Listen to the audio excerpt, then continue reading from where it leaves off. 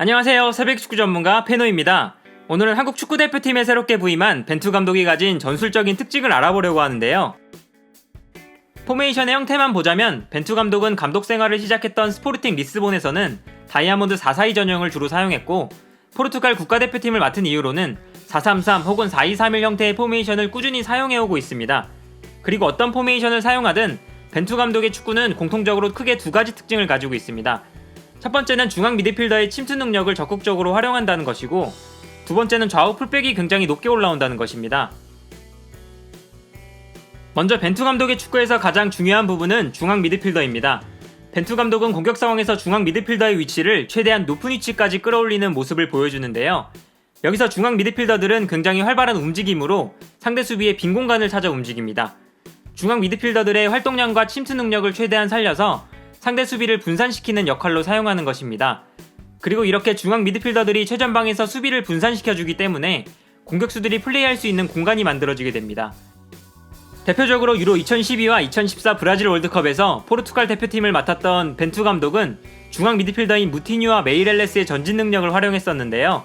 두 선수의 적극적인 움직임 덕분에 호날두에게 집중되었던 수비가 분산되면서 호날두가 플레이할 수 있는 공간이 만들어졌습니다. 따라서 벤투 감독은 중원과 공격을 오갈 수 있는 활동량을 갖추고 동시에 공격적인 전진 능력을 가진 중앙 미드필더를 선호합니다. 4-2-3-1 시스템을 사용할 때도 벤투 감독의 팀에서 공격형 미드필더 자리에 위치하는 선수는 언제나 포워드 성향을 가진 선수가 아니라 중앙 미드필더의 성향을 가진 선수였고, 실제로 중앙 미드필더를 공격형 미드필더 자리로 그대로 옮겨서 사용하는 경우가 많았습니다. 따라서 벤투 감독의 경기를 보면 공격 상황에서 중앙 미드필더들이 상대 수비 공간 사이로 침투하는 경우를 자주 볼 수 있습니다.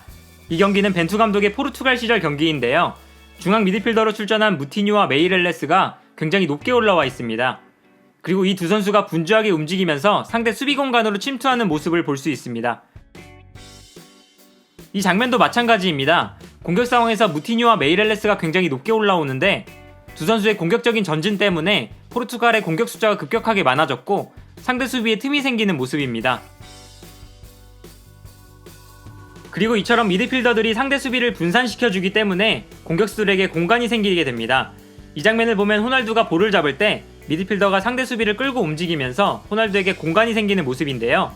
이러한 모습은 미드필더들의 적극적인 움직임 덕분에 얻을 수 있는 장점이라 할 수 있습니다.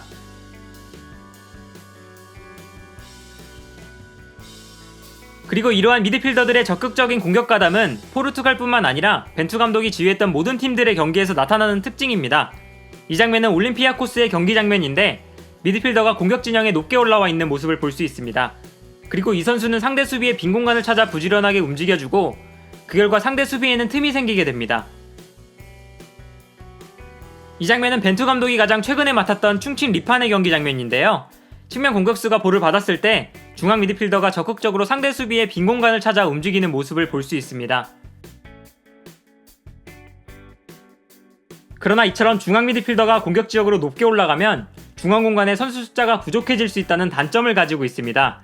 따라서 중앙 미드필더들이 높게 올라갔을 때 벤투 감독의 목표는 상대가 역습을 진행하기 전에 전방에서 볼을 빼앗아 오는 것입니다. 따라서 벤투 감독은 전방에 올라가 있는 중앙 미드필더들을 이용해서 전방 압박을 시도하는 경우가 많습니다. 전방에 선수 숫자가 많다는 것을 활용해서 수비 라인을 끌어올리고 전방에서 압박 라인을 형성하는 건데요.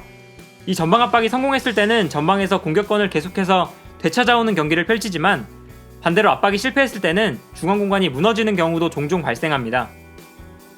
벤투 감독의 경기를 보면 이러한 특징이 잘 나타나는데요. 중앙 미드필더들이 높게 올라가서 압박을 시도하는 경우도 많고 반대로 중앙 공간이 비게 되는 모습도 종종 볼 수 있습니다. 이 장면을 보면 공격 상황에서 미드필더들이 높게 올라가 있습니다.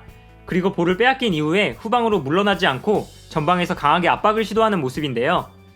이렇게 전방으로 볼이 전개되었을 때 상대를 강하게 압박하면서 역습을 내주지 않는 것입니다.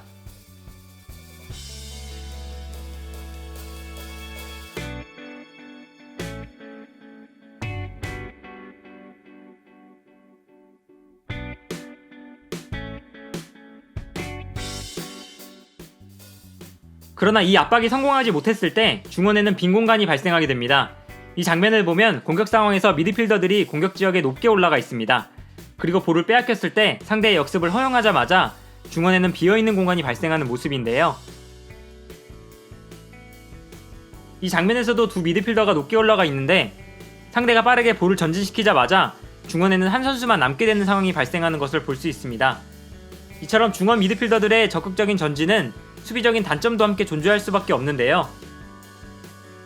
그리고 벤투 감독의 축구가 가지는 두 번째 특징은 좌우 풀백의 공격 능력을 적극적으로 활용한다는 것입니다.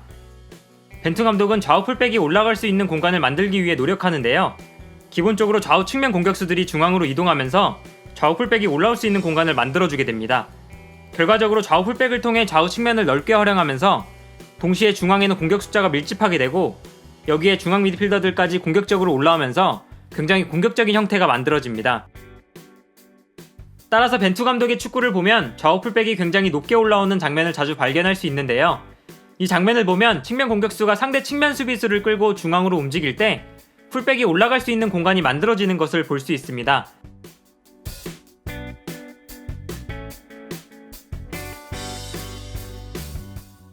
이 상황 또한 측면 공격수가 중앙으로 움직여주면서 풀백이 올라올 수 있는 공간이 만들어지는 장면입니다.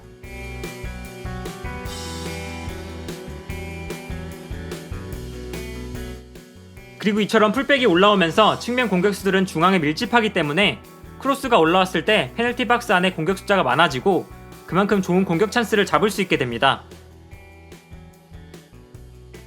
이 상황도 풀백이 측면으로 움직이고 측면 공격수들은 중앙으로 움직이면서 결과적으로 페널티 박스 안으로 3명의 공격수들이 침투해 들어갈 수 있는 모습입니다.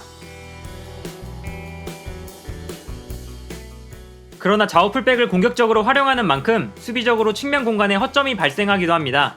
특히 상대의 역습 상황에서 측면 공간을 허용하는 장면이 종종 나오게 되는데요.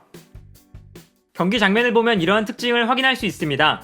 이 장면을 보면 공격 상황에서 볼이 차단당했을 때 풀백이 미처 수비로 돌아오지 못해서 측면 공간을 그대로 허용하는 모습을 볼 수 있습니다.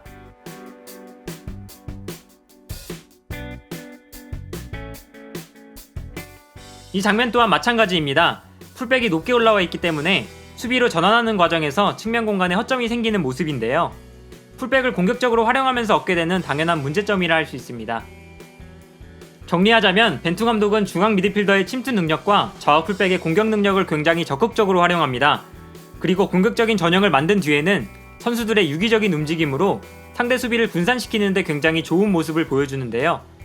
그러나 이렇게 공격적인 전형을 만드는 반면에 상대의 역습 상황에서 중앙이나 측면에 공간이 발생하는 모습 또한 자주 발견되기도 합니다. 공격적인 모습을 보여주는 만큼 수비에 허점이 생기게 되는 것인데요. 따라서 벤투 감독은 언제나 이렇게 공격적인 전형을 만드는 것이 아니라 상황에 따라서 굉장히 균형 잡힌 축구를 보여주고 있습니다. 득점이 필요할 때는 공격적인 전형을 만들지만 실점하지 않아야 할 때는 좌우 풀백과 미드필더의 공격 가담을 최대한 제한시키면서 굉장히 수비적인 경기 운영을 보여주기도 하는데요. 아무래도 벤투 감독이 이처럼 국제무대에서 경험이 많고 경기의 상황에 따라서 경기 템포를 적절하게 조절해줄 수 있다는 것이 한국 대표팀이 벤투 감독을 영입하면서 얻게 되는 가장 큰 이점이 아닐까 합니다. 과연 벤투 감독이 한국 대표팀에서 어떤 모습을 보여줄지 축구팬으로서 굉장히 기대가 되네요. 오늘 전술 분석은 여기까지고요. 시청해주셔서 감사합니다.